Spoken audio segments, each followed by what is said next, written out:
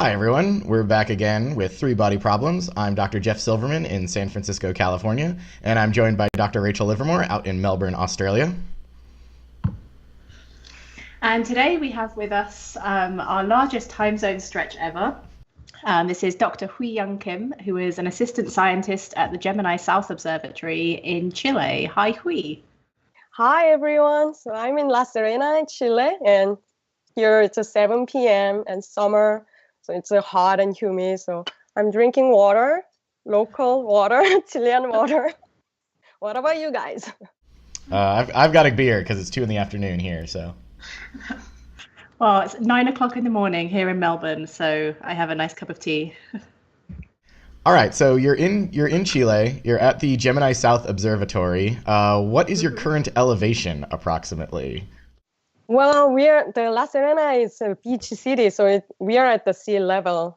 But the observatory building itself is at the 9,000 feet, so which is about 50 miles away from city of La Serena. So 2 hours, less than 2 hours of drive. Cool. All right, so you're living around the beach. You're an assistant scientist at the observatory way up on a mountain in Chile. Why not just put the observatory right next to you on the beach? You don't have to commute all that way. Right, wish we can do that. And you can go to beach right after the observing run in the morning to relax or before the observing run. Or you cannot do that because the reason we are building all those telescopes on the high mountains to avoid the water vapor. So beach is not really good option to build a telescope right next to it. We always pick a site very dry and at the high elevation. That's why all those Chilean mountains are popular to build the large telescopes. And also Hawaii, Mauna Kea observatories at 14,000 feet. So especially for Gemini Observatory, we have two telescopes. So Gemini is a twin. So we have one telescope in Hawaii and one telescope in Chile, so we can cover northern hemisphere and southern hemisphere at the same time. So since 2015 for Gemini North and 2016 for Gemini South, we started operating the observation at the base facility. That means you don't need the observers, the astronomers at Gemini, we don't even need to travel to Cerro Patron or Mauna Kea.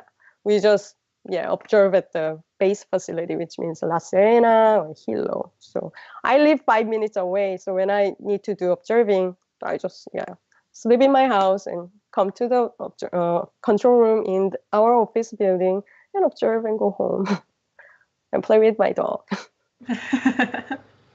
That's a lot more civilized than having to go up the mountain. So you say you need to put these telescopes on top of mountains to get above as much of the water vapor in the atmosphere as possible. So the best way you can do that is obviously to just put them in space. What's the advantage of having the telescope on the ground over putting it in space? We have Hubble Space Telescope providing beautiful images in the space of beautiful galaxies and stars, and planets, everything.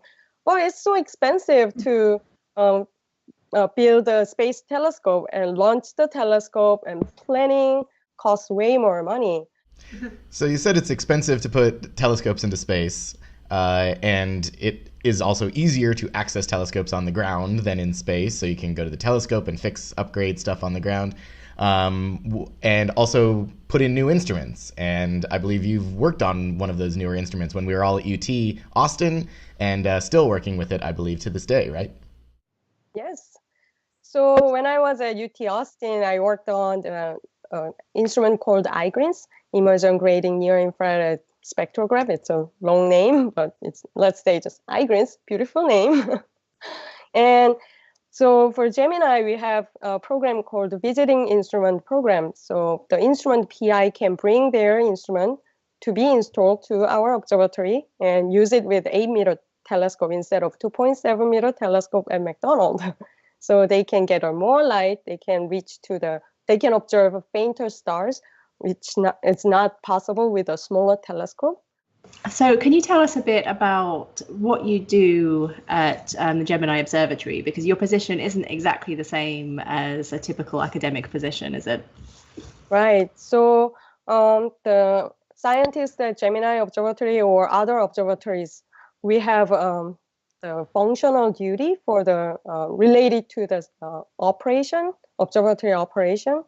So many of us have different types of observatory duties. So my main functional duty is instrument support. So GMOS is one of the main optical instrument used at Gemini.